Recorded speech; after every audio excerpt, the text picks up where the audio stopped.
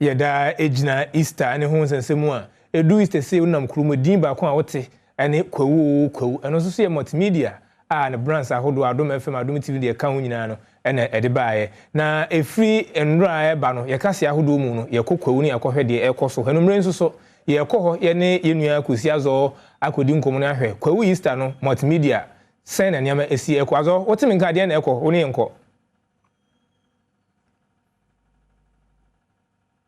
say yejina Mpraeso aha enya asem kuma kra na obehwe enne anopei aprobo no akoso pa ya enya asem kuma enne ya hyase enante monten so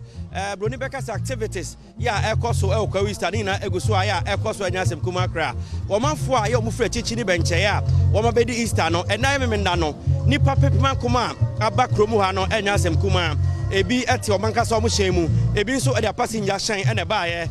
nuane a ya amanfo de bedi Easter no fa ne se enam nsuomu nam no ne ade no nipa dodo na de bi aba ha anom ne de ano oden ene ne ano emre wo fa kromu a amanfo dodo na eton bi no ne ade a na enne Kwawu Traditional Council ene nei wo maka banchiri mu ene eye mpani aka banchiri mu a wo malanchi buku kama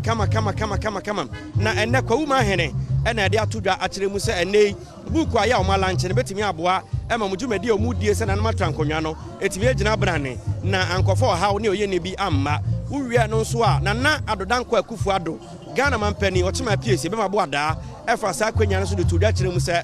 chieftaincy dispute yeah wo Ghana ha no national security threat mpani hwe se ne be betimi atoto ne ma na chieftaincy dispute ekokoko so o man mu no o matimi aso ano no matimi ayi wo se sika twetwe do so po a ya abane di wura se na yensiesie na nanam atwankonwa wo ntemu a enye papa no ne ade no eye do so po pa nti enei mpani ye na o meye bia no matimi abo ma ne ma atimi akoso uyi eno edi free wa enne Adom 106.3 ene Adom TV eka ho enne ye bo mega bass nkokra nyasem kuma kra ewo Mpraeso eye ohene no abobo anim ho ofa ho a ofa mensa eye benkum so se ya ujara na about na okọ eye ahemfie wa ne sa na enne nyasem kuma kra eho be de papa enne Adom crew ni nyina ebeba ho na enne ye ne aduduma sabre me sabre kra no enipa bi wa ha ye ne ombedi nkomo na ya hwese na Kwawu Easter no esi eko openi akwaba ya ja menwa ibi aboko de ibi aboko na ye fro sen na free na bai Samuel Asmani me okrumo ya me store na wo run about we ya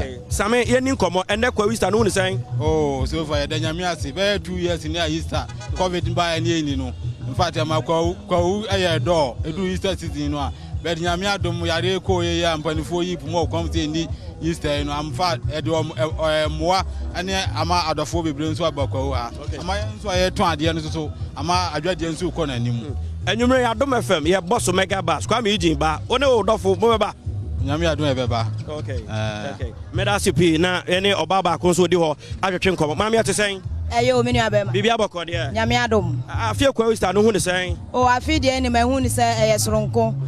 fa bambon semo a afide ne yesoronko isa ne se me kai last 4 years a yentimi yedi ya yeni biom no obi jimi phone na nka ade ya atom so afide ndie me kuta tablet ajese me di nam wie musa so no meka se mi hu bibia sa enti afide ne bambon semo de mebo apolice for na baso o ma ye adwuma so pa fa traffic o musa ye ba de so afide no wo musa obedi mu kakra de ba enti se sani aya ye ba ye beto no okay ye hwe nwumre Adom FM bosso wo Mpraeso ahemfie sa woni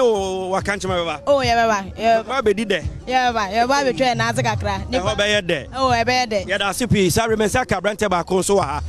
krache bibia wako de nyame hram na mo ye frɛ say ye frɛ me Isaac say Isaac na free na ba me free nkran ena jama ba bedu I can no na hu Kwawu Easter ne say me nua me Kwawu ni na che say Easter de yanka san yen kofo ye ne ye Easter no afi we say Easter de no kra ye soronko ye hwɛ ni mu say bibiara beto yie pa ma ye sabe afi we say be bom penifo abaso entade a ye mbone a ye hye afi ma hunu say bibia de ne kwan mu me fan sa bra bone ne ma bone a ne tete say we aba be we aba be we afi we say no ye hunu say o da bi bibia crime approach for zero o ma ya de papa ye be bom abaso eno maduma so no ma ba be enwumre Adom FM bosso so beba Oh, Adom, ye jina mo pa. Wa me yin ba. Me aka some me ensan training now so meba. Mo fire. Ya da sipi. Abusua o hwese na dwumede ni so kona. Abrante ba kwa me kasa last one. Be ma aso ani so kra.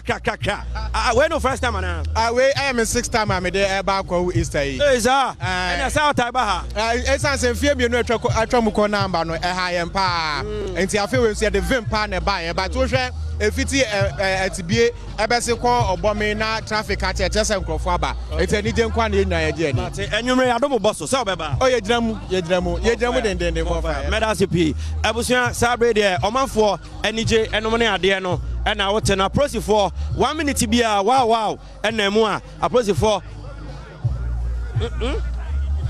yo sabre me no ka say IGP